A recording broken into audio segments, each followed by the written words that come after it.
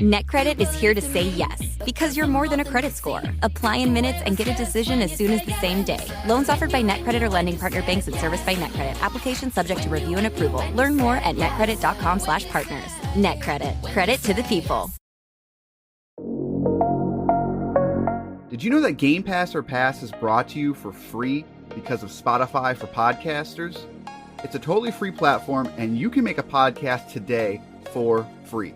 Spotify for Podcasters lets you record and edit podcasts right from your phone or computer.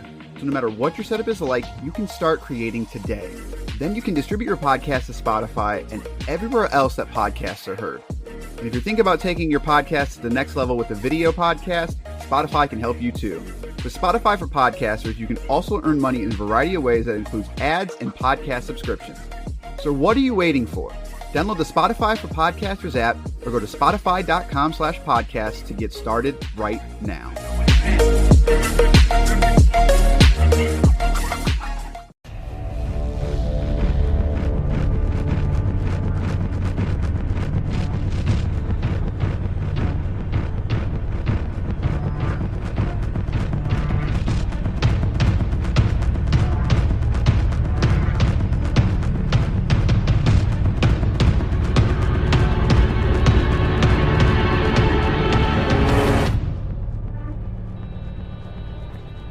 Now time for a very night vision edition of Game Pass or Pass, the podcast where we play games on Microsoft's Game Pass service, tell you which games to pass into your friends and which games to simply shut off that night vision and don't record and just walk on by. I am Corey. I'm joined by the camera operator himself, Basher. I mean, I love me some camera work. You know that. I'm the guy for all the cool camera stuff. I'm the Zack Snyder of this podcast. I think I tie this into the last 90 minutes of absolutely non-podcast stuff we talked about. We're here to talk about Outlast 2. But before that,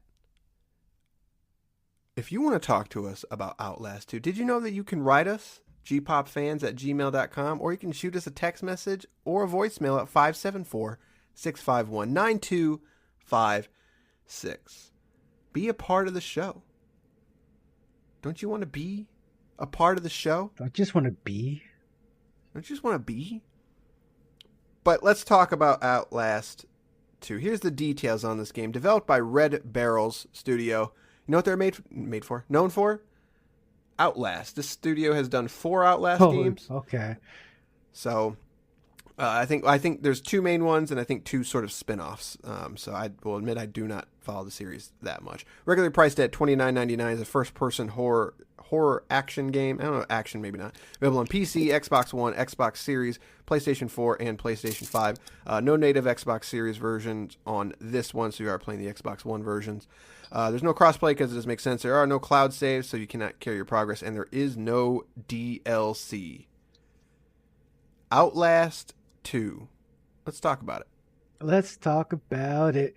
So Outlast 2 is that genre of horror movies, horror games, where it's a first-person experience, and there's no combat, so you're essentially going through the environment, this very spooky, scary environment. Things will chase you. You got to hide in certain things, and it's a lot of just running and hiding. It was made. I think the genre was made popular by Amnesia, more or less. Yep, for sure. I think that was the one that definitely. It might not have been the first, but that was sort of the first time I had seen this genre for myself. So. And I remember enjoying Amnesia a lot. I was a big fan. But going forward, there's been a lot of these games. Outlast is not the first, is not the last. They'll still make it it's Resident Evil 7, if you will. So it's even the larger studios are starting to take note of this type of gameplay. I will give it I do want to say that aesthetically, it pretty much nails it. I like the tone and the atmosphere a lot in this game. It definitely stands out as super creepy, and just moving through the environment does kind of creep you out. Yeah, I'll agree. One thing I did find out that was kind of this was. Let me try that again. One thing I did find out that I thought was kind of crazy was this is actually an Unreal Engine 3 game. The game looks pretty dang good for being such an old engine, I will say. I agree with you in the fact that, yeah, like aesthetically, it nails it. For whatever reason, the thing that came to my mind that I can sort of relate it to is Kevin Smith's Red State. Wow, that movie. deep cut, huh? If you've ever seen, have you ever seen that movie? That's what I thought about when it came to this movie. But yeah, no, it's got that creepy vibe. It's got a very cult, religious sort of tone to it. I don't even say tone. It's definitely like a religious cult horror action game. But yeah, no, visually, from the moment it starts, I was like, yeah, this is, for what it's going for, it nails. Absolutely. And also, I like the sound design as well. Play this in the dark with some headphones, and the jump scares aside, I'm not a big jump scare guy in general. I still think it's a cheap trick. And this has more than a few jump scares where it's just a super loud noise and nothing happens. Um, but I think the being able to hear the other characters around you, uh, the sort of the atmosphere and how branches and stuff break in the background is like it's super like the sound design is on point as well, I think. Yeah, it's smart, and it plays with that because the sort of concept is the game of the game is that you have crash landed. You are looking for your girlfriend / wife. I can't remember if they're. It doesn't matter.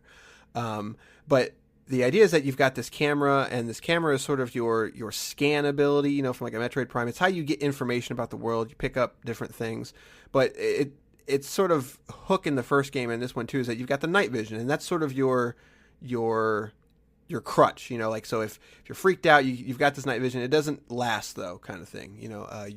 It's got a battery, so you're supposed to use it sparingly, et cetera, et cetera. But they've also, I don't know if this is in the first one. I did play the first Outlast, but I never. It was so long ago, I don't really remember any of it. But they've got the aspect you can use the microphone, so you can sort of hear what's on the other side of the wall, so you can know if there's something out there or if you kind of need it for it to wait. So like it, from a world building perspective, even though it's kind of weird. Like, you probably couldn't really use a camera in that aspect. It owns what it's trying to do, and it does it in unique ways that I think fit and are good at making you immersed is the best way I can say it. So my issue with the kind of the gameplay, I guess, is so when you have the camera out, if that is your night vision ability. Without the camera held up, it's pitch black in this world. Um, in order to see, you need the camera up, and the only time the camera can work is if you have batteries. Imagine walking around with your cell phone out at most of the time, your battery dying constantly. It's annoying in the real world, and in game it translates to annoying as well. And that was something that really kind of got to me early on in the gameplay. And they do a decent job of keeping you with batteries, but at the same time, if you're going to throw so many batteries at me to the point where it's not where I'm just completely stuck in the dark at most of the time, I feel like it just becomes almost a battery collecting simulator for me at some points. I'm just not and it kind of took me out of it for a while. Man, I don't disagree, but at the same time, I struggle because you are 100% right, but it's also sort of crucial to kind of keeping you playing a game. And this is an old game. I shouldn't say old. Like, this was I think it was 2014, 2013. So it's sort of in that era where it's an adventure game. sort of, but it's first person, and it's not quite like Walking Dead where you're sort of playing an adventure and you're not really doing much. You're solving a puzzle here and there. It's sort of in the in between phase to where I kind of wish the game was either holding my hand more or it was doing a better job at sort of just making me uncomfortable. And I feel like it's not focused in that way. And that's sort of where the battery things come in. It's just like, if I could just sort of keep playing and not having to deal with the sort of busy work, I think I would enjoy this game a lot more. But at the same time, I think you could also then criticize it for not having enough to do. So it's sort of like a push and pull that I think it will hit for a lot of people. But for me, I kind of want more of just the let me play it. And so I was actually playing this on the quote, I'm here for the story mode, which basically lets you do that. But the game also isn't really set up that way. So like, while I can sort of skip the things that are making me annoyed, and you then sort of see the seams falling apart because Absolutely. a lot of the scares just aren't scary anymore. It's like, well, I'm going to push forward here, and I haven't been jump scared in a while, so that's probably what's going to happen.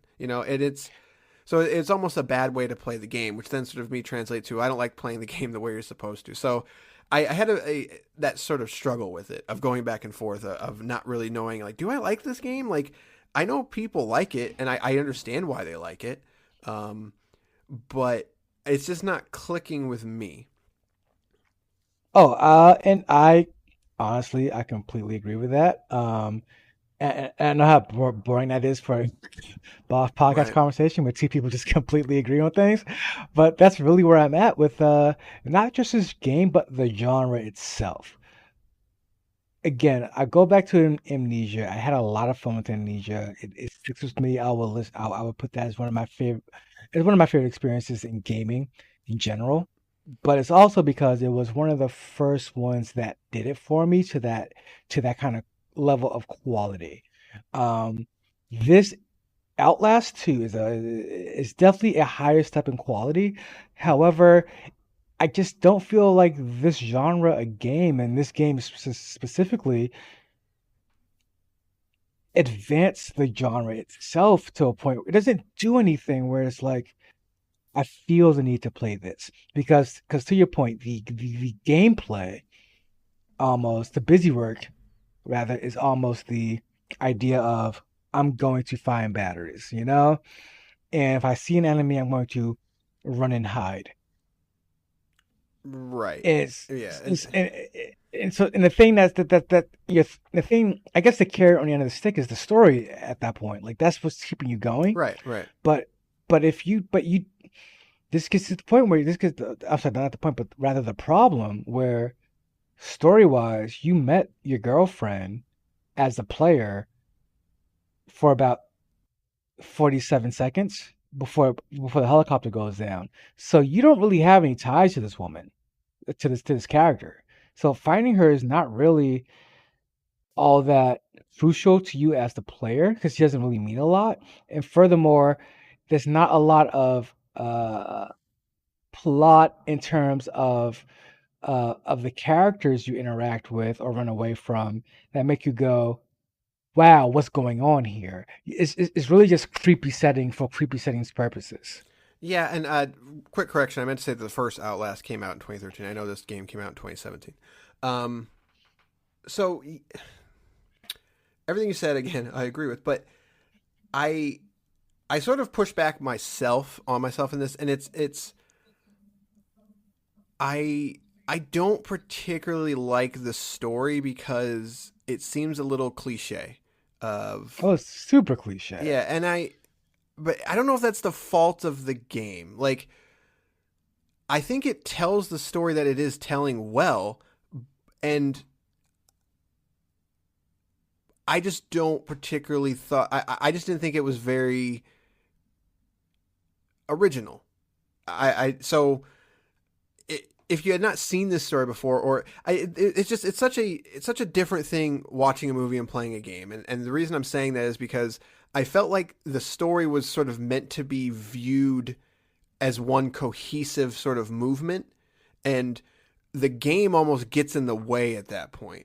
But at the same time, it's just like, that's kind of the point of a game, right? But it's really strange to me that the story is so adamant on giving you knowledge, and I'm trying to not spoil anything, but there's many different like cults, there's many different almost like hierarchies of class of people in this cult, and there's so much character and so much just plot in this game, but it almost struggles at telling that story, because sometimes it throws a lot at you really quickly and then nothing happens for a while, and then it throws more plot at you really quickly, and it's kind of weird. Like I feel like I wasn't playing a game at that point. I was trying to progress the story, but then as the game, like, I think it's a game that starts strong, sort of falters in the middle, and then at the end, when you get there, either you're going to like it, you either saw it coming, or you don't care.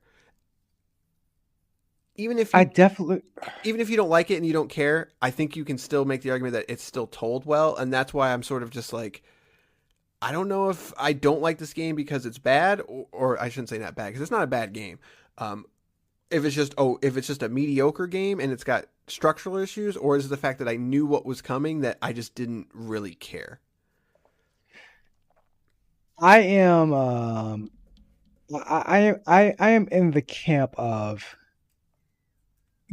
player where I feel like this genre needs a game to take it to a different level, whether that's gameplay wise or thematically or just plot wise. Because I completely agree in the sense that the story here is pretty generic.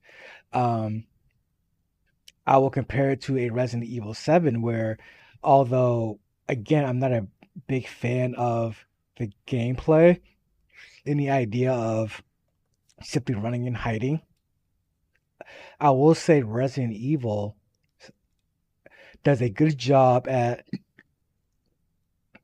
giving you these characters to play off of that that are such huge characters. So meeting them around each corner or interacting with them is an experience in of itself. I think Outlast 2 misses the mark on that, where the genericism of the plot translates to the gameplay, translates to the character. There's no, I never got attached to any major cultists. I never got attached to the cult itself. It just seemed like very generic cultist behavior in a video game. It just didn't elevate it like a Resident Evil 7 does, where you kind of like want to know in some weird way more about these weirdo cannibals. Right. But it's like, in Outlast 2 is they may as well be any sort of humanoid creature, and you still get the same kind of deal. Yeah, I don't know if I completely agree in that. I agree that I don't think I latched on to a single, because there's sort of a main protagonist. I should say there is definitely a main protagonist, and your goal is to basically get to him by the end of the game. To sort of, as you are trying to save your girlfriend / wife, and sort of understanding what's happening around you, other things happen. And while I agree that there wasn't a main character, I don't think that main character is particularly strong. I was compelled to sort of see just how deep the rabbit hole goes in terms of this cult, in terms of like, how messed up is this kind of thing? I don't know if it gets there in terms of being a payoff, but I was compelled to sort of keep pushing and seeing how it goes. But to sort of wrap up my thoughts on the game entirely, I hate games that do not have a freaking ending. I know that some people enjoy that. I know some people like open-ended. Some people like the mystery. I hate it. I absolutely hate it. Even I would rather have a story end badly or end happily ever after than not have an ending. This game implies that it has an ending, but if you're paying attention, it doesn't, if that makes sense. So it's kind of annoying in that fact. It's just like, it has an ending, but it almost has like the original Mass Effect 3 ending problem of just like, if you're paying attention, it's like, wait a minute, like, this doesn't make sense. And it annoyed me. And I'm just kind of like, does that mean I need to play the next game? But from the research that I've done, it's like, no, not really. Like, each of these sort of stand alone, they loosely tie into, they're all kind of the same universe, but none of them sort of directly correlate. And that's when I just start getting annoyed with it, of just like, just tell me the story you want to tell. Like, so that is still another thing of, I don't know if that's a slight against the game or if it's just it was a swing and a miss for me in that aspect. I mean, the lack of an ending or a satisfying ending, I feel like you almost saw coming. Like that's how these games tend to end, you know? Like they tend to end in a way where is it really it's very ambiguous. Yeah, and it's like I'm just 9 times out of 10 that's what happens, you know? And again, that to me adds to the genericism of the is genericism a word, by the way? Am I making this up? We'll find out in the transcript. Oh, nice.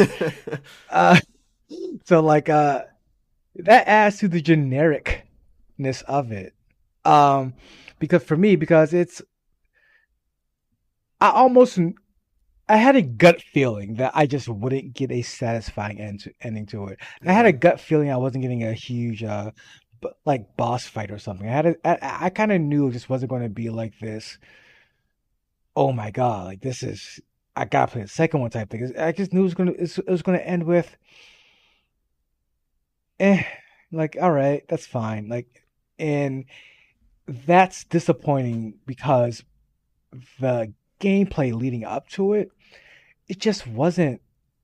It makes the journey, looking back on it, less enjoyable because you did all this work to get something that doesn't really give you much at the end. And again, I just go back to the idea of playing this specific genre of game where you're really just walking and hiding, and you with the whole purpose of it being the story and the characters, and I just don't feel the stories and the characters lived up to all the walking and hiding. Yeah, and I mean, I don't want to say this because it's going to sound pretentious, but I'm trying to make a point of Alien Isolation has that problem of the running and the hiding, even when you have, quote, a AAA budget versus a smaller budget game. You've got the resources and the AI, the AI programmers and stuff, but even that game sort of ditches its thing for the middle part of the game. The middle part of that game, you don't even see an alien. I guess that's a spoiler, I guess, for Alien Isolation. Like for a while you're fighting robots, and eventually you do get back to the alien, but even then you're sort of equipped to not kill the alien, but fight it. Like you've on that game, you at least go on a journey. You sort of start having nothing, and by the end you have something in terms of more defense. And that's not what this game is about. This game is not about that. It lacks that progression as a character. It progresses as a story, but as characters it doesn't. And that's, I agree with that. Yeah. Yeah, and I think that's why the ending, even though, like, let's say you could make the argument that the game does have an ending. Like, I think you could sit down and probably have a 30-minute discussion about the ending of this game and sort of what you think it means, and I think you can draw a conclusion that there has some wrap up, but there's elements of it that don't really make sense with the journey that you took. So it just becomes, like you said, at that point you're not even really talking about the game, you're talking about the story, which again, it sort of disconnects from me of just like, I kind of wish it was just a hold your hand kind of game more, or not. And it seems like it's sort of stuck in where it doesn't know if it wants to be the Telltales or the Life is Strange's, or if it wants to be the Alien Isolation. And I think it suffers for that reason. But that's just my personal opinion in terms of, like, I just feel like the game aspect isn't helping the game in this perspective. But I could also see how not having tools to sort of take on the enemy is the point of the game. It's a very sort of polarizing feeling I have about it. Oh, you nailed it for me. My issue with this game, this genre of game, it's the lack of progression. I just like from beginning to end, I don't feel like I did anything different or new or exciting. Like the first hour you're playing is the same hour. It's the last hour you're playing. I think these games tend to lack progression for me, and that's what kind of gets me Like, disconnected from the game. but your story has to be triple A or not triple A plus to get me to really care. Then, like if the story is that good, I'll keep playing. Yeah. And I look at something like Resident Evil 7, and I will fully admit I did not like Resident Evil 7 the first time I played it. I really didn't. I don't wrong mindset, whatever. But going back and playing that, I think we were supposed to do an episode on it, but we never did. But I played it for the perspective of this podcast, and I really enjoyed it because I think I was looking at it the opposite way. At that time, I was like, the story's not doing it for me, so I wasn't doing the gameplay. But going back, and I was like, wow, like this gameplay is actually really good. Like I don't love the story elements of it, but they're still far more compelling at the end. While that game sort of doesn't have an ending, it did enough to make me be like, all right, like I want to play the next one. On this one, I feel like I'm just sort of like it feels like it's a side story, and it's a story that's not going to have a sequel. So I'm just less. True. Inspired by it, I guess is the word I want to use. But I don't hate the game. You know, like I think it just swings into misses for me. But that's the question when it comes to this podcast of Game Pass or Pass. Like, is this just not for us, or are we onto something in that it's just lacking something that people should not? It's not worth the journey. Game Pass or Pass, I feel like this. I feel like I was like a broken record, but I feel like the genre itself is in need of more advancement, and this game is not that. If this is very much like a lot of the other games in the genre, and without the Resident Evil 7 sort of characters or gameplay, whichever one you fall in love with in with that game, because the mystery of amnesia is not there anymore. Like if you've played these games enough, so you need some sort of gameplay to help you advance through these games, whether that be something like Alien Isolation or not. But you definitely need a sense of progression throughout the few hours you play in this game. Yeah, I don't think it does progression that well, and I don't think it does the story and characters that well. You don't learn enough about the main character or his girlfriend and or wife. You don't learn the way the game ends. You don't learn too much about the cult, and since it's not part of a series, like you're not getting more of this cult, so it's not really that character-oriented either. So like personally, I just don't think it's a lot. I don't think it's a lot here to say you must play it. Yeah, I agree, and it's unfortunate because I really think it does from a visual perspective. I think it does extremely well. I think it does more than enough to call it. Yeah, like this is a fantastic looking game, and considering its age too, and its old engine. I mean, it works well with what it has. The weirdest thing for me, maybe I'm just getting old. I wanted the game to be slower though. Like, did you ever get that feeling? Like, it's not that 60 frames was too fast, like in terms of like 60 frames is more fluid, but I just felt like the overall movement speed of what I was doing and everything. I was like, I wish this ran at half the frame rate just so like it wouldn't open the door as fast or go through the window as fast or pull up the camera as fast. Like, do you ever get that feeling? I'm just curious. Oh, absolutely. It feels floaty. Yeah, Like, that's what I got from it. Floaty, It felt like I was playing a video game. You know, whereas like when you play when you play the other games like this in the genre, like I think Resident Evil 7 does a good job of kind of making is his name Ethan in that game? I'm not sure. It is. it does a good job of making Ethan move a little slower. Like it make like he's actually walking, whereas like this feels like you're kind of skating. And especially like That's a good word. it definitely feels that way when you're going through a window. That's the perfect I feel like I'm a example. giant when I'm going through a window. Yeah, Like, like I grew like 6 feet and I'm like jumping in feet first. Like, right. It just the whole camera just goes up and in, and it's like it's definitely kind of weird.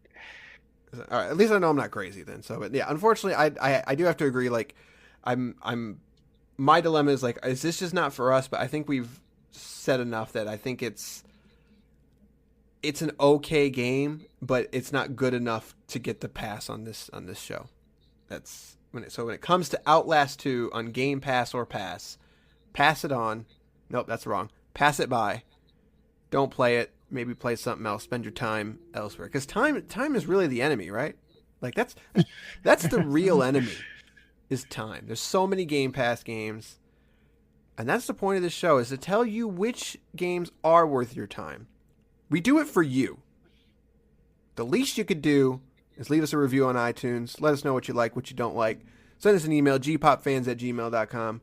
Shoot us a voicemail, text message, 574-651-9256. Least you could do.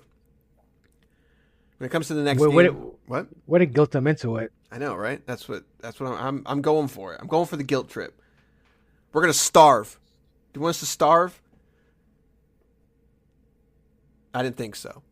When it comes to the next game we're playing, we're going for Psychonauts. That's our next game. We're trucking through some games.